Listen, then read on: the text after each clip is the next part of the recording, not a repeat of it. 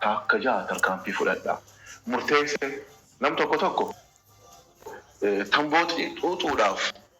tamboo xuuxuu dhiisuudhaaf murteessee jira. Murteessu jechuun maal jechuu? Darbuudha tamboo.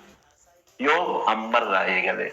Maaliifiin tamboo xuuxuu dhiisuu murteesse jee hogguu if gaafatu dhugaa sababatti dhiistanii jettanii hima. Murtiin akkamiin lafa kaanii murteessuu miti. Tamboo maal?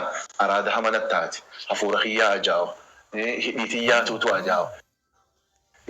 Huccuutiyyaa tuutu fooliin sii gaarii miti. Nama keessa dhaabbadhee xuuxuun namni hundinuu akka malee na laala. Fayyaatiyya miti. Akkitanii ammoo murtii waan takka hogguu murteessitan. Sababa amma tamboo akka fakkeenyaaf fudhannaa argitanii samboon qaamaaf dawaan qabdu. Jireenyaaf dawaan qabdu. Huccuu teenya nurra balleessiti. Afaan keenya nurra balleessiti. Yoo haadha manaa qabaanne haadha manaa teenyallee ni jeeyti tamboon nuti dhuyi. Yooniif sababa akkanaa kana takka 2 3 4 5 jennee lafa kaayyannee murtiin tamboo dhiisuudhaaf goonu sun lafuma kaanii akkanuma dhiisuu miti. Araada hanga feenillee qabaannu wanni tun nuun fayyaddu sababni itti nuun fayyadneef takka 2 3 4 5 jenneeti lafa kaayyanne hoggus maal taati jechuu waan gaariidha taati. Murtiin keenyallee murtii itti yaadamtee mana kiyya tolchuudhaaf araada irraa fakkaachuudhaaf fayyaa tiyya deebisuudhaaf jireenya nama keessatti odoon hin qaanfanne dhaabbachuudhaaf. Dhokatee nama dhuguu jira tamboo akka gaggaragalchee akka tuutu ijoolleen dardaraa ta'a ifi darbitee if gubduu jira. Tun hundinuu maali jechuudha?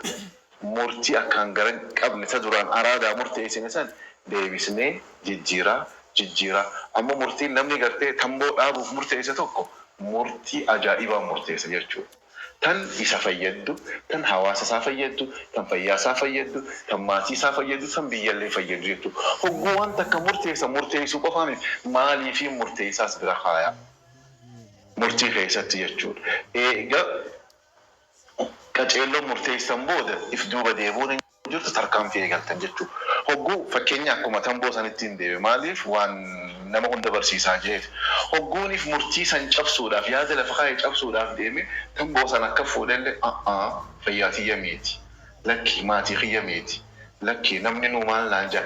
Yooniif dogongoree fuudhalle yaada sababa gartee lafa kaayee san dhiifama.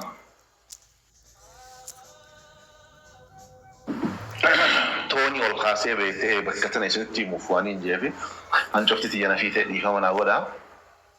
Kanaafuu hogguu murteessitan waan takka keessatti murtiin isin murteessitan murtii bu'a qabeessa hara hundaanuu jechuudha. Maaliif yoonii fi namni tokko kitaabaan dubbisuu qaba jee maaliif dubbisuun na barbaachistii jee akka 2 3 4 yoon dubbise jiruutiyya jijjiirama yoon dubbise namaanillee haasawuu danda'a yoon dubbise jiruun firraa